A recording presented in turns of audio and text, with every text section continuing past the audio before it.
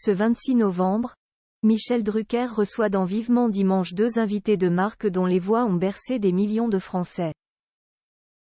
Sur le célèbre canapé rouge de l'animateur emblématique, on retrouvera donc, dès 13h30, un Florent Pagny en pleine forme, ainsi que la grande Mireille Mathieu, toujours sur son 31.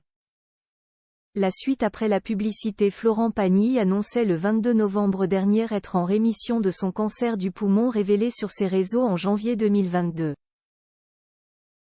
Heureux mais réaliste, il déclarait: quand tu te l'es pris 3 fois, Jai fait 2 rechutes, tu te dis que tu gagnes des batailles, mais pour savoir si tu gagnes la guerre, ça prend du temps.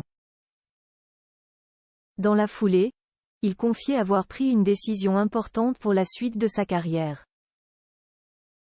Là, je vais me retirer médiatiquement, on en a bien mangé du Pagny en 2023, entre activité et maladie, donc je vais essayer de repartir dans la création, indiquait-il en expliquant vouloir revenir en 2026 pour la tournée de ses 65 ans. En grande forme, elle interprète de Ma liberté de penser et l'invité ce dimanche 26 novembre de Michel Drucker dans Vivement Dimanche. En pleine tournée médiatique, le chanteur continue donc ses apparitions après celle du journal de 20h sur TF1 mais aussi dans l'émission Quelle époque, animée par Léa Salamé sur France 2. Florent Pagny était également sur le plateau de la Star Academy samedi 25 novembre pour faire une jolie surprise à Alex, un candidat fan de lui. Invité donc sur France 3, ce dimanche 26 novembre, l'artiste fait l'honneur à Michel Drucker de s'asseoir sur son célèbre canapé rouge à l'occasion de la sortie de l'édition collector de son autobiographie, baptisée Pagny par Florent, dans laquelle il revient, entre autres, sur sa maladie.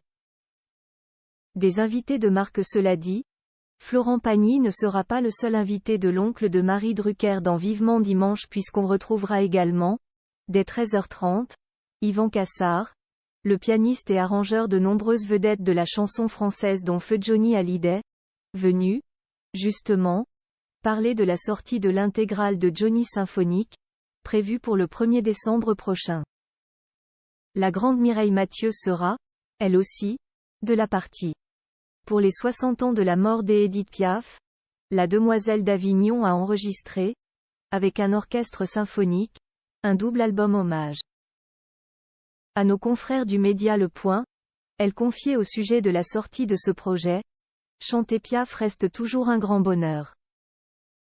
Cet album est ma façon de lui dire éternellement merci, Madame Piaf.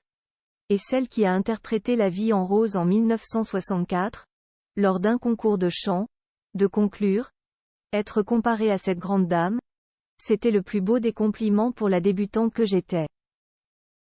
Mon seul regret est de ne l'avoir jamais rencontrée. La suite après la publicité. La suite après la publicité.